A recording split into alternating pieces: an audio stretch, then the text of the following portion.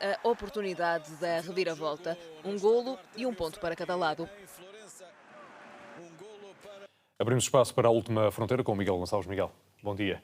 E começamos esta nossa viagem pelo espaço, em Marte, mas também na superfície terrestre. É verdade, Marte continua a surpreender, a provocar os cientistas. Deixa-me que diga, ainda bem, porque é para isso também que a ciência serve. Vamos trazer dados, são detecções que ainda carecem de explicação, isso é importante que se diga, do rover Perseverance, que está na cratera de Jezero, e também do InSight, que está em Elysium Planitia. Estas são as imagens da cratera de Jezero, onde está o nosso rover Perseverance, e que está continuamente a analisar esta grande cratera que se pensa que há muitos milhões de anos estava repleta de água. Ou seja, era uma cratera em forma ou explicitamente um lago. Ou será que terá sido um lago durante pouco tempo? É que são esses dados extraordinários que a Perseverance nos traz. É que, se nós estamos a falar de zonas que têm rocha e água, então é provável nós encontrarmos rochas sedimentares, como encontramos aqui na Terra, que são o sonho dos astrobiólogos, que as rochas sedimentares conseguem preservar eventuais indícios até de vida. E, portanto, estávamos à espera de encontrar rochas sedimentares. O Perseverance confirmou, sim, há lá rochas sedimentares, mas, e aqui é que são os dados extraordinários que nos tem para nos apresentar, também detectou rochas ígneas cuja origem está em vulcões, está em magma. E, portanto, não era aquilo que nós estávamos propriamente à espera de encontrar na superfície. Nós não estamos a falar de zonas de profundidade, estamos a falar à superfície de uma cratera que estava repleta de água. E, portanto, estas detecções do Perseverance, que, repito, ainda precisam de explicação, estão a baralhar um bocadinho os cientistas porque não estavam à espera de encontrar rochas de origem vulcânica e magmática nesta zona.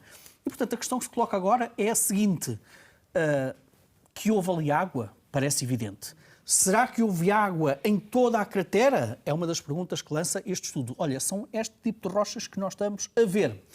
E, além disso, a presença dessas rochas também abre porta a outra hipótese, que é, se calhar, aquele lago que se pensava existir em Jezero, provavelmente não esteve lá durante muito tempo. E, portanto, repara, como Marte continua sempre a provocar-nos com esta questão da água, mas esta provocação vai mais fundo, olha, literalmente. E aí saltamos para outra zona de Marte, na zona equatorial de Marte, em Elysium Planitia, ao encontro da Lander InSight, outra missão da NASA, destinada a conhecer melhor o interior de Marte. Olha, ler a atividade sísmica de Marte. É verdade, Marte também tem sismos. E tal como acontece aqui na Terra, os geólogos utilizam os sismos e as ondas sísmicas para conhecer melhor o seu interior. Nós sabemos que há ondas que não conseguem penetrar em zonas líquidas. Sabemos que a própria deflexão das ondas sísmicas dá-nos uma indicação do seu interior. E, portanto, nós sabemos que Marte tem água em forma de gelo, é importante que se diga, tem milhões de quilómetros cúbicos de água gelada nos polos marcianos, mas no Equador não encontramos propriamente esse gelo à superfície. Uma das teorias diz que muita dessa água pode até ter penetrou pela superfície de Marte, desceu a certas profundidades e, eventualmente, até podemos ter lagos abaixo da superfície de Marte. Pois bem, eis que o InSight veio baralhar tudo e mais alguma coisa. O seu radar conseguiu penetrar a cerca de 300 metros de profundidade. E, Jorge, olha só para esta pequena contradição ou surpresa. Não encontrou vestígios de água. Ou, se houver, é em quantidades mínimas.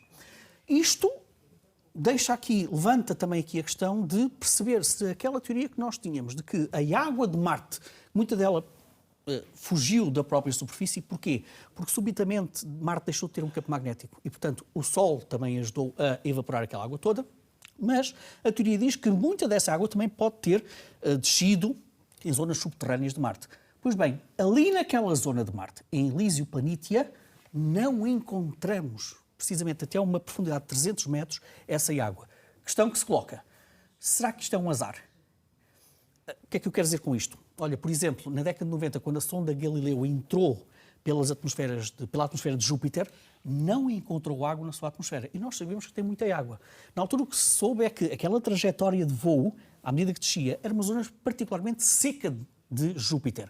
Será que é o mesmo que acontece aqui em Marte com a sonda InSight? Ou seja, será que ela está numa zona particularmente seca e nós não podemos inferir se isto que é detectado, ou não detectado no caso da água, é o mesmo que acontece em todas as outras zonas equatoriais de Marte? Não sabemos, mas sabemos que os dados aqui apontam mesmo para isso. Não há ali água, ou muito pouca. E da superfície de Marte para a superfície da Terra, como tu disseste e muito bem, para dar voz a uma investigação que está a deixar os geólogos também muito curiosos. Quando nós olhamos para a superfície da Terra, nomeadamente as suas placas tectónicas, todos nós conhecemos a história de Pangeia, o supercontinente que depois, ao longo de milhões e milhões de anos, foi partido, digamos assim, e dando origem aos continentes que nós hoje conhecemos. Tudo o que explica para os geólogos a formação e a evolução da crosta da Terra tinha origem apenas na Terra e fenómenos do interior da Terra. Pois é, mas é que os astrónomos agora, os geólogos, aliás, encontraram eventualmente um outro culpado. Jorge, será que a galáxia e o movimento do sistema solar e, portanto, da Terra ao longo da galáxia pode ter algum efeito na construção da crosta? Aparentemente sim. Porquê? Porque quando os geólogos olham para a formação da crosta da Terra, encontram ali várias fases de construção espaçadas no tempo, cerca de 200 milhões de anos. De 200 em 200 milhões de anos, parece evidente, sobretudo naquelas zonas das rochas mais antigas da Terra, está registada essa evolução, essa construção, esses pontos de viragem na construção da superfície da Terra. Ora, os geólogos uniram-se aos astrónomos e chegaram a um dado muito curioso. Quando nós olhamos para o movimento do Sol e, portanto, do Sistema Solar e, portanto, da Terra, ao redor do centro da nossa galáxia, nós estamos habituados a ver isto como sendo um círculo, ou quase um círculo, uma elipse à volta do centro. Mas não. O movimento do Sol e do Sistema Solar é uma espécie de carrossel, cima-baixo, ao longo do plano da Via Láctea. O que dizem estes astrónomos, estes geólogos, é o seguinte: a cada 200 milhões de anos, a Terra passa no plano da Via Láctea, ou seja, onde há uma maior densidade de estrelas. Havendo maior densidade de estrelas, há mais interações gravitacionais entre, por exemplo, a grande quantidade, a horde de cometas que existe na chamada nuvem de Oort, que é uma espécie de esfera de cometas de longo período, muito gelados. E dizem os astrónomos o seguinte: quando a Terra passa por estas zonas do plano onde há mais estrelas, esses cometas são atirados para zonas mais interiores do Sistema Solar, mais próximos do Sol, onde colidem com quem? Com a Terra. E, portanto, diz esta teoria que a cada 200 milhões de anos nós temos estes choques de cometas que foram fundamentais para a construção da superfície da Terra. Jorge, como podes imaginar, isto é uma teoria nova que precisa de mais confirmação.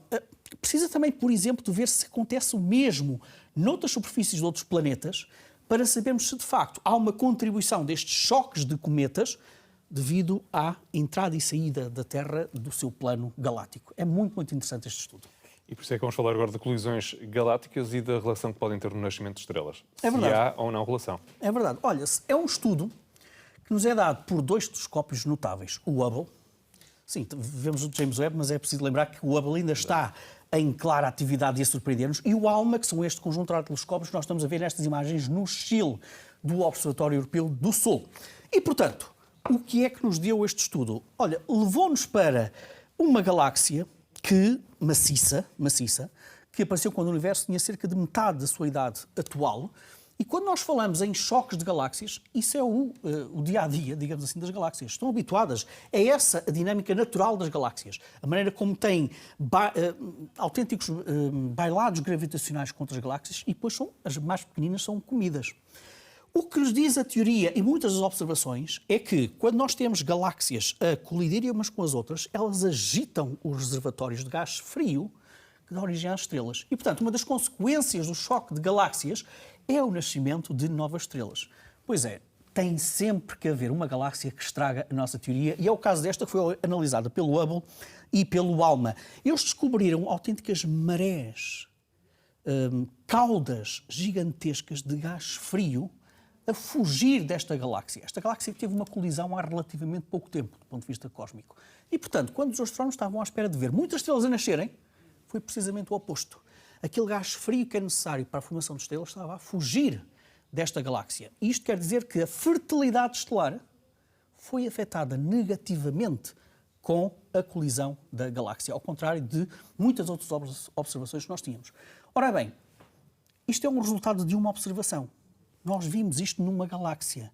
O que é que agora precisamos de fazer para termos aqui uma teoria mais robusta? Precisamos de observar muitas mais galáxias que estiveram em colisões ou que ainda estão em colisões e tentar perceber se, de facto, este combustível para as estrelas está a fugir ou está a ser agitado para formar novas estrelas. E pode até acontecer as duas coisas. O que é certo é que nós tínhamos uma teoria que apontava claramente para fertilidade estelar. Esta observação diz que, não, é o combustível que dá origem às estrelas que é injetado destas galáxias e, portanto, elas aos poucos vão morrer neste sentido de deixarem de ter a capacidade de criar novas estrelas. E, portanto, como vês, todas as semanas nós temos observações que podem colocar em causa muitos dos conhecimentos que nós temos, seja em água marciana, seja na geologia marciana, na nossa crosta ou também na colisão de galáxias. Ora, Miguel, para terminarmos, trouxeste contigo vários livros com temas diversos. É verdade. E muito atuais, alguns por tristes motivos. Em primeiro lugar, Sua Santidade do Dalai Lama e Franz Alt, na editora Vogais, temos este livro, Clima, um apelo para salvar o planeta. É um Dalai Lama dar voz aos cientistas, isto é muito interessante, a pedir responsabilidade aos políticos em nome de quem? Do futuro, dos nossos filhos, dos nossos netos. O tema pode parecer já muito batido, mas nunca é demasiado batido, porque as alterações climáticas são, infelizmente para todos nós, um facto e não algo de discussão científica. Portanto, temos aqui uma proposta do Dalai Lama sobre este tema. Infelizmente, um tema também muito atual, tendo em conta a situação na Ucrânia, temos esta proposta da Gradiva. A Bomba é uma edição em 2 volumes que nos conta em banda desenhada, isto é muito, muito interessante, que nos conta em banda desenhada a história do aparecimento da bomba atómica, das suas consequências, quem foram os principais intérpretes e personagens de toda esta história e aqueles que também nós não conhecemos. E, portanto, pode ser, é de certeza, uma sugestão interessantíssima para os mais jovens perceberem o poder de uma bomba atómica. Depois, Carlos Martins, das edições 70, a nossa visão atual e como chegamos a ela, sobre o quê? Sobre o universo. Professor, investigador do Centro Astrofísico da Universidade do Porto, aqui do outro lado da Rábida, e que nos conta de uma maneira lindíssima, desde a história, a antropologia, às questões mais desafiadoras da atualidade e do futuro, sobre o nosso universo, sobre a cosmologia. Portanto, mais uma bela sugestão. Ficam aí as sugestões. Miguel, muito obrigado. Obrigado. E até para a semana. Até para a semana.